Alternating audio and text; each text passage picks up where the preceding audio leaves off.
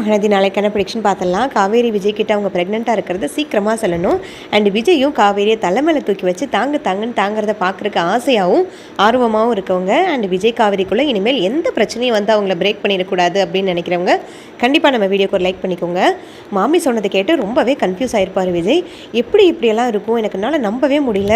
காவேரி ப்ரெக்னெண்ட்டாக இருக்காளா, இதுக்கு தான் 2-3 வாட்டி என்னை பார்க்கணும் பேசணும்னு சொல்லிட்டு ரொம்ப ட்ரை பண்ணான். பட் இந்த வெண்ணிலா பண்ண வேலை தான் என்னால் அவ கூட பேசவே முடியாமல் போயிடுச்சு. இப்போ கால் பண்ணால் கூட அவள் எடுக்கவே மாட்டேங்கிறாளே. நான் அப்பாவாக போகிறேன்னா என்னால் நம்பவே முடியல. என் காவேரி நான் இப்போவே பார்த்தாகணும், இப்போவே அவளை நான் தலைமையில் தூக்கி வச்சு கொண்டாடணும். எனக்கு அவளை பார்க்கணும் போல் ஆசையாக இருக்கே, என்ன பண்ணுறது அப்படின்ற மாதிரி யோசிச்சுட்டு காவேரிக்கு ஃப்ரீக்வெண்ட்டாக கால் பண்ணிக்கிட்டே இருப்பார். அந்த டைமில் பார்த்தீங்கன்னா கரெக்டாக காவேரியோட அம்மா அவங்க பக்கத்துலேயே படுத்திருப்பாங்க. காலை பிக் பண்ணவும் மாட்டாங்க. கால் அடிக்க கட் பண்ணி விட்டுக்கிட்டே இருப்பாங்க காவேரி. உடனே விஜய் வந்து மெசேஜ் பண்ணுவார், காவேரி நான் பொண்ணை உடனே பார்த்தாகணும் அண்ட் உங்ககிட்ட பேசி ஆகணும், ப்ளீஸ் எனக்காக ஒரு 10 மினிட்ஸ் மட்டும் வரியா அப்படின்ற மாதிரி கேட்க, நான் இப்போ என்னால் வர முடியாது, அம்மா பக்கத்திலே இருக்காங்க, நான் காலையில் மீட் பண்ணுறேன் அப்படின்ற மாதிரி சொல்ல, ஏதாவது முக்கியமான விஷயம் என்கிட்ட மறைக்கிறியா காவேரி, நீ ஏதாவது சொல்லணும்னா என்கிட்ட சொல்லு, அட்லீஸ்ட் நீ மெசேஜாவது பண்ணு, உன் குரலை கேட்கணும்னு ஆசையாக இருக்குடி ப்ளீஸ் டி அப்படின்ற மாதிரி அவர் வாய்ஸ் ரெக்கார்டு அனுப்புவார். அதுக்கும் காவேரி கிட்டேருந்து எந்த ரெஸ்பான்ஸும் வராது. உடனே காவேரி நினைப்பாங்க, நான் எவ்வளோ முக்கியமான விஷயம் எவ்வளோ பெரிய விஷயத்த சொல்கிறதுக்காக இத்தனை நாளும் ட்ரை பண்ணிக்கிட்டே இருந்தேன், அதை நீங்கள் சட்டையே பண்ணாமல் இருந்தீங்க, இப்போ நீங்கள் ஏதோ ஒரு சொல்கிறதுக்காக என்கிட்ட வெயிட் பண்ணிகிட்ருக்கீங்கன்னு மட்டும் நல்லா தெரியுது. இப்போ நீங்கள் ஏதாவது சொல்லணுன்னா ஆர்வ கோளாறுலையும் அவசரத்துலேயும் பொறுமையே இல்லாமல் உடனே சொல்லி ஆகணும், உடனே பேசி ஆகணும் அப்படின்னு நினைக்கிறீங்க. பட் என்னோடய எமோஷனை புரிஞ்சிக்கவே இல்லைல்ல, எப்போவுமே நீங்கள் இப்படி தான் இருங்க உங்களுக்கு இருக்குது, நல்லா வந்துட்டு உங்களை அலைய விடுறேன் பாருங்கள் அப்படின்ற மாதிரி யோசிச்சுட்டு காவேரி வந்துட்டு ஃபோன் எடுக்கவும் மாட்டாங்க அண்ட் மெசேஜுக்கு ரிப்ளை பண்ணவும் மாட்டாங்க. குட் நைட், நான் காலையில் பேசுகிறேன் அப்படின்ற மாதிரி ஒரு மெசேஜ் மட்டும் விஜய்க்கு அனுப்பி விட்ருவாங்க. விஜய் நைட்டு ஃபுல்லாக உட்காந்து பயங்கரமாக யோசிச்சுக்கிட்டே இருப்பார். நம்ம எப்படியெல்லாம் ஹாப்பியாக இருந்தோம், எல்லாரும் எப்படியெல்லாம் சொன்னாங்க, இப்போ காவேரி ப்ரெக்னென்சி விஷயத்தை எல்லாரும் தெரிஞ்சிருப்பாங்களா, எல்லாரும் அதை கேட்டு தான் ரொம்ப சந்தோஷமாக இருப்பாங்களோ, அப்படியா இருந்தால் ஏதாவது கண்டிப்பாக தாத்தா பாட்டிக்கு தகவல் வந்திருக்குமே, என்ன அட்லீஸ்ட் கூப்பிட்ருப்பாங்களே அவங்க வீட்டில் இவ்வளோ அமைதியெல்லாம் இருக்க மாட்டாங்களே, பட் என்னவா இருக்கும், எங்கேயும் சம்திங் இடிக்குது, இவையே என்னை வந்துட்டு அவசரமாக பார்த்து ஒரு முக்கியமான விஷயம் சொல்லணும்னு சொன்னால், அதுக்கேற்ற மாதிரி மாமியும் ப்ரெக்னெண்ட்டாக இருக்காங்க அவங்க வீட்டில் ஒருத்தங்க அப்படின்ற மாதிரி சொல்கிறாங்க, யார் என்னங்கிறத அவங்க சொல்லவும் மாட்டேங்கிறாங்க.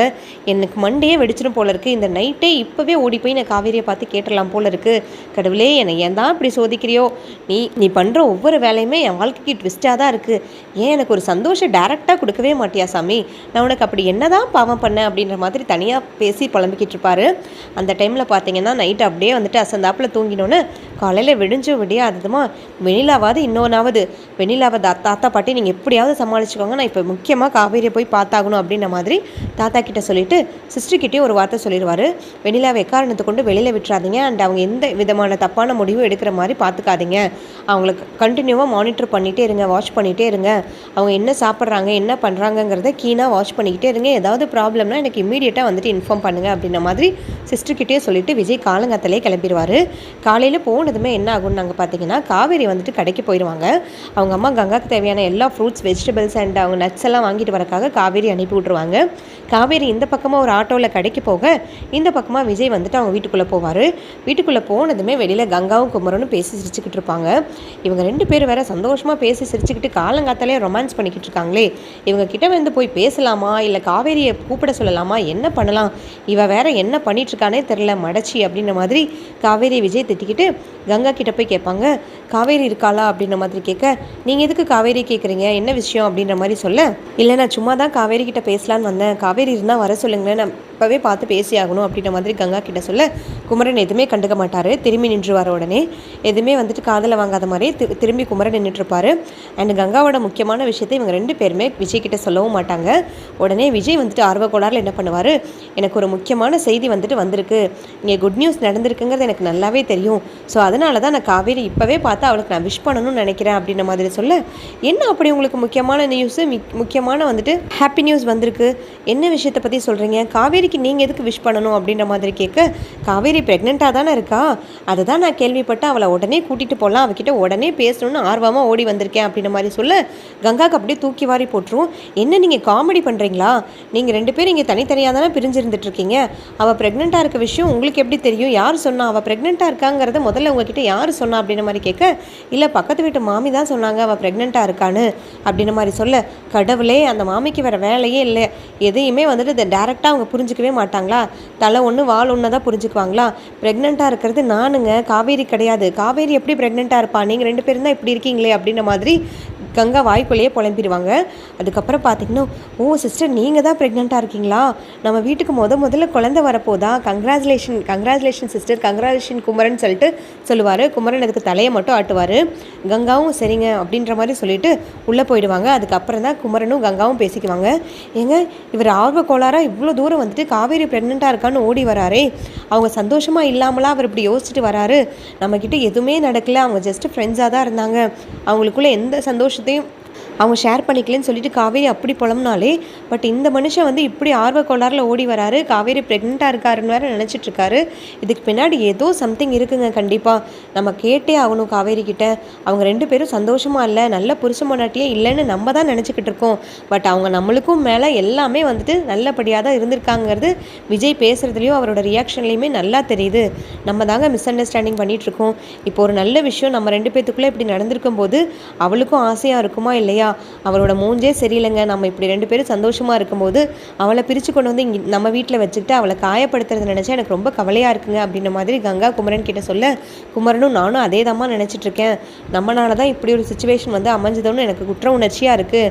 நம்ம தான் ஏதோ காவேரி விஜயை பிரிச்சுட்ட மாதிரி ஒரு தாட் எப்போவுமே எனக்கு இருந்துகிட்டே இருக்குது கங்கா. என்ன பண்ணுறதுனே தெரியல. அத்தைக்கிட்ட சொன்னால் அத்தையோட பிடிவாதம் தான் அவங்களுக்கு பெருசாக தெரியுது. கேட்டால் வெண்ணிலாவோட பிரச்சனையே ஒரு பெரிய காரணமாக சொல்லிகிட்ருக்காங்க. பட் அவங்க 2 பேருமே ஸ்ட்ராங்காக இருக்காங்க. அவங்க 2 பேரும் ஒருத்தருக்கு ஒருத்தர் அவ்வளோ வந்துட்டு விரும்புகிறாங்க. நம்மளுக்குள்ளே ஏன் வந்துட்டு இந்த மாதிரிலாம் நடக்குதுன்னே தெரியல. நம்ம குடும்பத்துக்கு மட்டும்தான் இப்படி நடக்குது.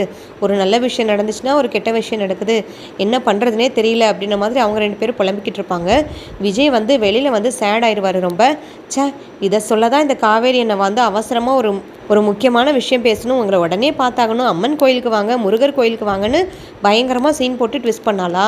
இவள் ஒரு மரமண்டை. இவளெல்லாம் வச்சுக்கிட்டு என்ன பண்ணுறதுனே தெரில. ஏதோ இவளே ப்ரெக்னெண்ட்டாக இருக்க மாதிரி என்ன அவ்வளோ சீக்ரெட்டாக வந்துட்டு சஸ்பென்ஸாக உங்களை உடனே பார்த்தாகணுன்னு வேற வர சொல்கிறா. இவன் அக்கா ப்ரெக்னெண்ட்டாக இருக்கிறத சொல்கிறதுக்கு தான் இவ்வளோ பில்டப் பண்ணுறாளா அப்படின்ற மாதிரி யோசிச்சுட்டு இருந்தாலும் எங்கேயோ இடிக்குதே. காவியரோட கண்ணில் ஏதோ ஒரு எமோஷன் வித்தியாசமாக தெரிஞ்சுது. அவள் வந்து என்னை ஹக் பண்ணுன்னு சொல்லும்போது அந்த ஒரு தாட்டும் அந்த ஒரு வாய்ஸும் அவகிட்ட வந்துட்டு வேறு மாதிரி எனக்கு ஃபீல் ஆச்சு. என்றைக்குமே ஃபீல் ஆகிற மாதிரியே இல்லை, அது ஒரு டிஃப்ரெண்ட் ஃபீலில் இருந்துச்சு. என்னவோ இருக்குது அப்படின்ற மாதிரி காவேரிக்கு திரும்பவும் கால் பண்ணுவார். காவேரி அட்டன் பண்ணதுமே சொல்லுவார், காவேரி நீ உடனே வந்துட்டு எங்கள் வீட்டுக்கு வர முடியுமா? அங்கே வெண்ணிலா வந்துட்டு அவங்க மாமா வீட்டுக்கு நான் அனுப்ப போகிறேன். அது போக அவள் ஏதாவது பிரச்சனை பண்ணிட்டானா என்னால் கண்டிப்பாக ஃபேஸ் பண்ணவே முடியாது காவேரி. ஸோ நீயும் என் பக்கத்தில் இருந்தேன்னா கொஞ்சம் ஹெல்ப்ஃபுல்லாக இருக்கும். அவகிட்ட வந்துட்டு நம்ம போல்டாக சொல்லதான், நாங்கள் 2 பேர் தான் ஹஸ்பண்ட் அண்ட் ஒய்ஃப், நாங்கள் 2 பேர் தான் சேர்ந்து வாழ போகிறோம், இந்த வீட்டில் நீ இருக்கக்கூடாதுங்கிறது மாதிரி அவன் மூஞ்சில் அடித்த மாதிரி நம்ம 2 பேரும் பேசலாம். இப்போ நானே தனியாக எல்லாமே சொல்லிகிட்டு இருக்கனால தான் அவன் என்னை பிலீவ் பண்ணுறது கிடையாது அப்படின்ற மாதிரி சொல்லி கூப்பிட, நானும் வரேங்க, கண்டிப்பாக நான் வந்து தான் ஆகணும். இந்த மாதிரி சமயத்தில் கூட நான் சப்போர்ட் பண்ணலைன்னா எப்படி? அந்த வெண்ணிலாவை நம்ம வீட்டுக்கு கூட்டிகிட்டு வந்ததே நான் தான். இப்போ எனக்கும் அந்த பிரச்சனைக்கும் எந்த சம்மந்தமே இல்லை. எல்லாத்தையுமே நீயே பார்த்துக்கோன்னு சொல்கிறதுல எந்த விதமான நியாயமும் கிடையாது. நான் வந்து அவகிட்ட சொல்லணும், விஜய் தான் என் புருஷன், நான் தான் அவளோட பொண்டாட்டி, நாங்கள் 2 பேரும் தான் சேர்ந்து வாழ போகிறோன்னு சொல்லணும்.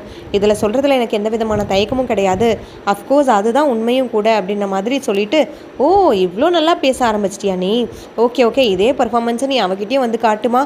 நல்லபடியாக வந்துட்டு பிரச்சனை முடிஞ்சு நம்ம 2 பேரும் சேர்ந்துடலாம். அண்ட் உன்னையும் பேக்கப் பண்ணி நம்ம வீட்டுக்கே கூட்டிகிட்டு போயிடுறேன். இப்போ தான் காலங்காத்தால் ஒரு பல்பு வாங்கிட்டு வந்திருக்கேன் உன் அக்காட்ட அப்படின்ற மாதிரி சொல்ல, என் அக்காட்ட பேசுனீங்களா, என்னாச்சு அப்படின்ற மாதிரி கேட்க, நீ வீட்டுக்கு வா, நான் முதல்ல உனக்கு சொல்கிறேன் அப்படின்ற மாதிரி சொல்லிட்டு காவேரியும் அவங்க விஜய் வீட்டுக்கு போயிடுவாங்க. விஜய் அந்த டைமில் பார்த்தீங்கன்னா அங்கே ரீச் ஆயிடுவாங்க. அந்த டைமில் பார்த்தீங்கன்னா விஜய் வந்து கங்கா கிட்ட பல்பு வாங்கினது எல்லாத்தையும் சொல்லுவார். உடனே காவேரி சொல்லுவாங்க, நீங்கள் புரிஞ்சுக்கிட்டதில் எந்த விதமான தப்பும் கிடையாது அப்படின்ற மாதிரி சொல்லி இழுக்க, விஜய் வந்துட்டு நம்பவே மாட்டார். என்ன சொல்கிறேன், நான் புரிஞ்சுக்கிட்டதில் தப்பு இல்லையா அப்படின்னா என்ன சொல்ல வர? கங்கா ப்ரெக்னெண்ட்டாக இருக்காங்க அதுதானே அப்படின்ற மாதிரி சொல்ல, இல்லைங்க நானும் தான் அப்படின்ற மாதிரி காவேரி இழுக்க, அப்படியே விஜய் பயங்கரமாக ஷாக் ஆயிடுவார். அவர் கண்ணிலேருந்து தண்ணி மட்டும்தான் வந்துட்டுருக்கும். என்ன காவேரி சொல்கிற, நீ ப்ரெக்னெண்ட்டாக இருக்கியா, என்னடி சொல்கிற, இதை ஏன்டி இவ்வளோ நாளாக என்கிட்ட சொல்லலை, இவ்வளோ நாளாக ஏன் மறைச்சி வச்சுருந்தேன் அப்படின்ற மாதிரி கேட்க, நீங்கள் தான் வெண்ணிலா ப்ராப்ளம்க்கு எந்த விதமான டிசைட் பண்ணாமல் இருந்தீங்க, நான் முக்கியமாக வெண்ணிலா முக்கியமான்ற ஒரு கிளாரிட்டியே உங்ககிட்ட இல்லாத மாதிரி எனக்கு ஃபீல் ஆச்சு. அது போக என் குழந்தை விஷயத்தை உங்ககிட்ட சொல்லும்போது நமக்குள்ளே எந்த விதமான பிரச்சனையும் இருக்கக்கூடாது, எல்லாத்துக்கும் ஒரு முடிவு தெரிஞ்சு இது ஏன் புருஷன், இது ஏன் ஏன் குழந்தை அப்படின்ற மாதிரி நீங்கள் உரிமையோடு கொண்டாடுற மாதிரி இருக்கணும். அந்த ஒரு சுச்சுவேஷனுக்காக தான் நான் வெயிட் பண்ணிட்டு இருந்தேன் விஜய். இப்போ சொல்கிற கேட்டுக்கோங்க. உங்கள் வயிற்றில் நீங்கள் அப்பா ஆக போகிறீங்க. என் வயிற்றில் குழந்தை வளர்ந்துட்டுருக்கு. நம்ம குழந்தை என் வயிற்றில் வளர்ந்துட்டுருக்கு. அதை நம்ம எப்படிலாம் பார்த்துக்கணும், எப்படிலாம் நான் ஏங்கி தவிச்சிட்டு இருந்தேன் தெரியுமா இந்த விஷயத்த உங்ககிட்ட சொல்கிறக்காக அப்படின்ற மாதிரி சொல்ல, விஜய் அப்படியே பயங்கரமாக கண் கலங்கி போய் காவேரி அப்படியே தூக்கிடுவார். தலைக்கு மேலே தூக்குனதுமே காவேரி கத்த ஆரம்பிச்சிருவாங்க. விஜய் ப்ளீஸ் கீழே விடுங்க கீழே விடுங்கன்னு. அப்படியே விஜய் வந்து காவேரி காலிலேயே விழுந்துருவார். என்னடி சொல்கிற, இப்படி ஒரு நல்ல விஷயத்த சொல்லியிருக்க. இவ்வளோ நாள் எல்லாரும் எப்படிலாம் என்னை வந்து இல்ட்ரீட் பண்ணியிருக்காங்க. காவேரி உன் பொண்டாட்டியே கிடையாது, நீங்கள் 2 பேரும் புருஷ பொண்டாட்டியாகவே வாழணுன்னு இப்படி ஒரு விஷயத்த சொல்லனா எவன்டி என்னை தப்பாக சொல்லுவான்? யார் நம்ம ரிலேஷன்ஷிப்பை பற்றி தப்பாக சொல்லுவா? நம்ம நல்லா வாழ்ந்ததுக்கான, நம்ம சந்தோஷமாக வாழ்ந்ததுக்கான சாட்சி உன் வயிற்றில் இருக்குது. இதுக்கு மேலே யாராலையும் என்னை எதுவும் பண்ண முடியாது அப்படின்ற மாதிரி சொல்லிட்டு இருக்க, கரெக்டாக வெண்ணிலா உள்ளேருந்து எல்லா விஷயத்தையும் கேட்டுருவாங்க. விஜய் அப்படின்ற மாதிரி உள்ளேருந்து கத்தும்போது காவேரி அப்படியே ஒரு செகண்ட் ஸ்டன் ஆயிடுவாங்க. காவேரி கிட்ட வெண்ணிலா வந்ததுமே வந்துட்டு விஜய் பக்கத்தில் போய் நின்றுவார். நீ எல்லாம் ஒரு பொண்ணா அப்படின்ற மாதிரி வெண்ணிலா காவேரியை பார்த்து கேட்க, ஷட்டப் வெண்ணிலா, நீ முதல்ல இந்த வீட்டை விட்டு வெளியில் போ.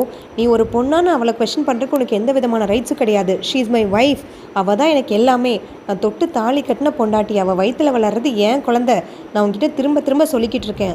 அவள் தான் எனக்கு எல்லாமேன்னு. இதுக்கு மேலே நீ இந்த வீட்டில் இருக்கிறதுக்கு ஒரு செகண்ட் கூட நான் உன்னை அக்செப்ட் பண்ணிக்கவே மாட்டேன். Please get out from my house அப்படின்ற மாதிரி சொல்ல, தாத்தா பாட்டி எல்லாருமே உள்ளேருந்து வெளியில் வந்துடுவாங்க. அந்த டைமில் எல்லாருமே வந்துட்டு பயங்கரமாக வெண்ணிலாவை கத்த ஆரம்பிச்சிருவாங்க. காவேரியும் எங்கள் வீட்டுக்கே வந்துட்டா, எங்கள் வீட்டிலேருந்து போன சந்தோஷம் திருப்பி எங்களுக்கு கிடச்சிருச்சு, தயவு செய்து இந்த வீட்டிலேருந்து போயிரு வெண்ணிலா அப்படின்ற மாதிரி எல்லாரும் வந்துட்டு வெண்ணிலாவை டார்கெட் பண்ண ஆரம்பிச்சிருவாங்க.